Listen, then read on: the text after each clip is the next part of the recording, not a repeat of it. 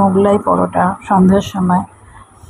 আমার ছোট ছেলে কি যে এখন বাইরের খাবার খাওয়ার শখ হয়েছে, মানে ঝোঁক বেড়েছে, তার সাথে মিষ্টি খাওয়ার ঝোঁক, বুঝছো তো, ওই জন্যই আনা হয়েছে। দুটো মোগলাই প্যাকেট আনলেই দুজনের একদম হয়েও, এই 4 জনের হয়েও বেশি হয়ে যায়, পরিমাণও অনেকটা দেয় জানো তো। এখন যা দেখছি মানে একটা প্যাকেটে তো 2 জন হয়েই যাবে, আর দুটো প্যাকেটে 4 জনের হয়েই যায়, হয়েও বেশি হয়। আমি তো এই মোগলাই খেয়ে, মানে মোগলাই পরোটা খেয়ে আর কিচ্ছু খাইনি। আমার বড় ছেলে খায়নি, তেলে ভাজা খাবে না বলে ওকে একটু শুকনো মুড়ি দিয়ে দিয়েছি, ও তাতেই খুশি। ছোট ছেলেও রাত্রে আর কিছু খায়নি, শুধু আমার হাজব্যান্ডই একটা রুটি খেয়েছে। এক একটা প্যাকেটে এরকম সাইজের 8খানা করে পিস, তাহলে বলো, বেশ ভালো পরিমাণে দেয়, আর এদের তেলটা একটু কমই থাকে। ওই জন্য আমার এই দোকানের খাবারটা খুব পছন্দ হয়েছে। একবার চাও খেয়ে দেখতে হবে কীরকম করে, বুঝেছো তো। ওদের খাবারের মানটা খুবই স্ট্যান্ডার্ড, আমার তো খুবই ভালো লাগে। তারপরে লাস্ট লাইনটা কিভাবে শেষ একমাত্র মনটা উচিত বাসি এবং বাস, এই দুইটা বাই করে দিলাম। তারপরে কিভাবে শেষ করবো সেইটাই নিয়ে ও চিঠি হচ্ছে না, একটা বেশি হচ্ছে, একটা বেশি দিচ্ছি, সেটা করি সেই জায়গাটা আগে লেখাটা এটাই আছে। আমি বার করে দিচ্ছি, মোগলাই থেকে তরকারি অনেক কম, বুঝেছো।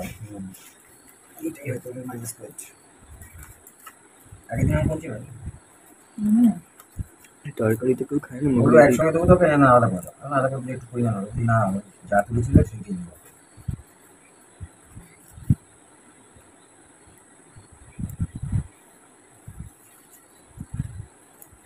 কম বেশি দিয়েছে এক একটা টমেটো, এক একটা টমেটো কম বেশি দিয়েছে। দুটো প্যাকেট তরকারি ও দুটোই তো প্যাকেট দিয়েছি, তরকারিটা অল্প, তাই না? আমরা 3 জন ভাগ করে খাবো, তবুও এতটা পরিমাণে মোগলাই দেয়, সেই তুলনায় তরকারি কম না, সেই তুলনায় তরকারি কম।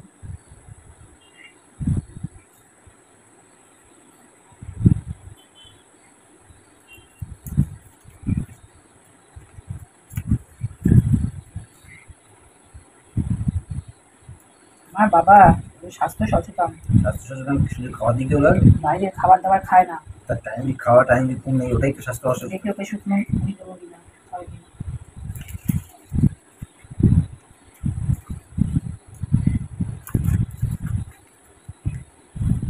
এই যাও, ওরা হামলা কামলা সব করে দেবে। সবই ঠিক দিয়েছে, শুধু তরকারিটাই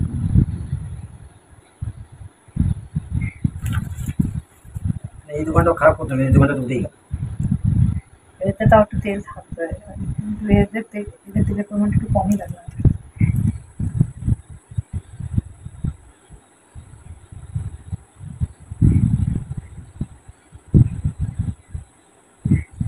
গরম সস মিশিয়ে দিয়েছি, চিলি সস,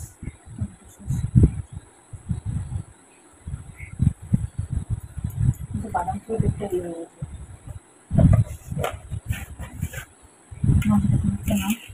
এনাকে একটা বেশি দিয়েছি। এই দেখো বাড়া হয়ে গেছে মোগলাই।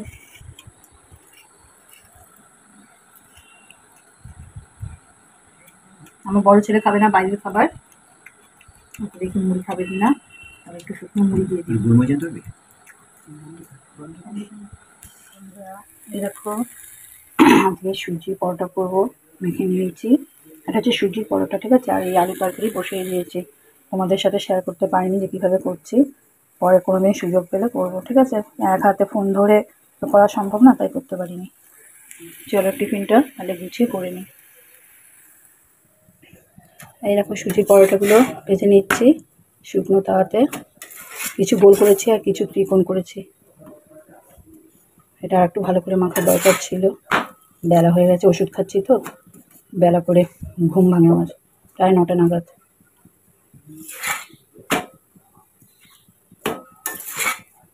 আর ছোটো ছেলেকে হাজব্যান্ডকে দিয়ে দিয়েছি, খাওয়া হয়ে গেছে, কিন্তু ছোটো ছেলে এখনও ডিশ রেখে দিয়েছে, আবার খাবে তাই।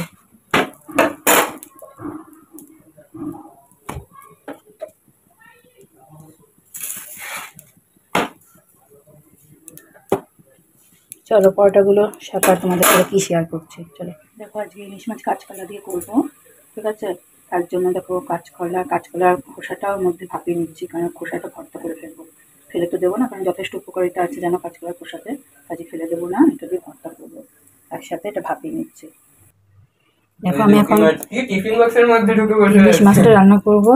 কি নিয়েছি বলতো, সাদা শস্য, সাদা জিরে, রসুন আর লঙ্কা, এটা বেটে নেব।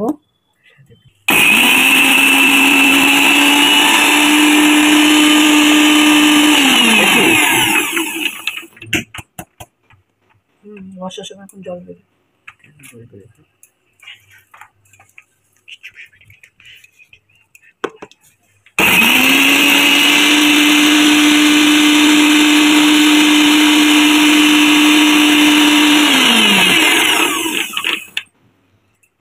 এবার একটু শুকনো অবস্থায় ঘুরিয়ে নিয়ে তারপরে জল দিয়ে বাটতে হবে। আমাদের গাড়ি কোথায় ঢুকেছে দেখো তোমরা।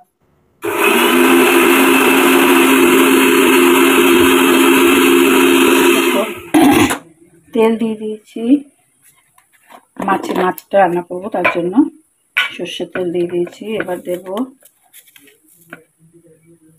কালো জিরে ফোড়ন, তবে ইলিশ মাছে কালো জিরে ফোড়নটাই বেশি ভালো যায়।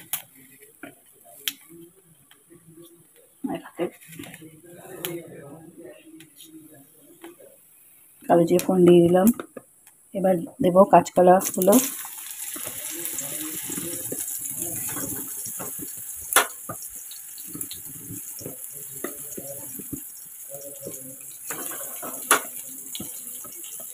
কাঁচকলার খোসা কাঁচকলা একসাথে ভাপিয়েছি তো মিশে গেছে, ওই জন্য খুঁজে খুঁজে বের করতে হচ্ছে কাঁচকলাগুলো।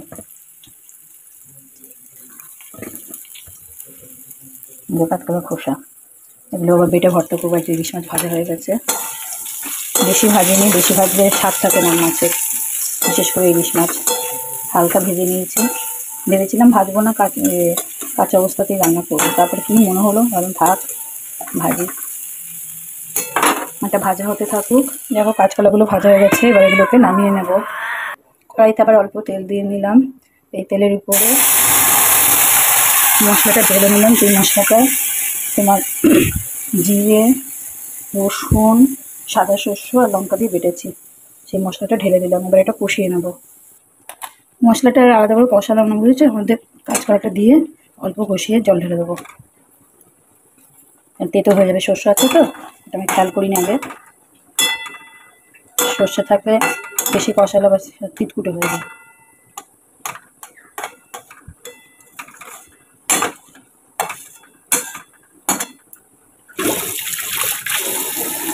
চলো এবার এটা একটু কষিয়ে নিয়ে, না আলাদা করে আর সর্ষেটা কষালাম না, এটা একটু কষিয়ে নিয়ে এবার জল ঢেলে দেবো। দেখো কলার সাথে মশলাটা কষিয়ে জল দিয়ে দিয়েছি, এবার এটা চাপা দিয়ে দেবো। ফুটে উঠলে মাছটা দেবো, দিয়ে আর একটু চাপা দিয়ে নামিয়ে নেবো। দেখতে থাকো, ঠিক আছে, কী করি। এটা ফুটে গেছে, নামিয়ে নিলাম ভাজাটা। এবার মাছগুলোতে দিয়ে দেবো। এটা ভেজেছি এই কারণে যাতে মাছের তেলটা পাই, তার জন্য ভেজেছি।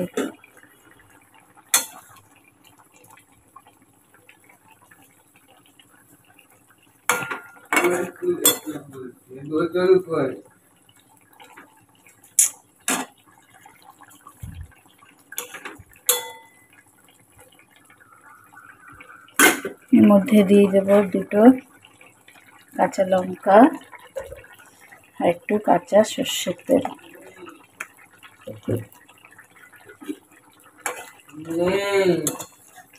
দিয়ে এটা একটু চাপা দিয়ে রাখি, বুঝেছো, আবার একটু চাপা দিয়ে দেবে।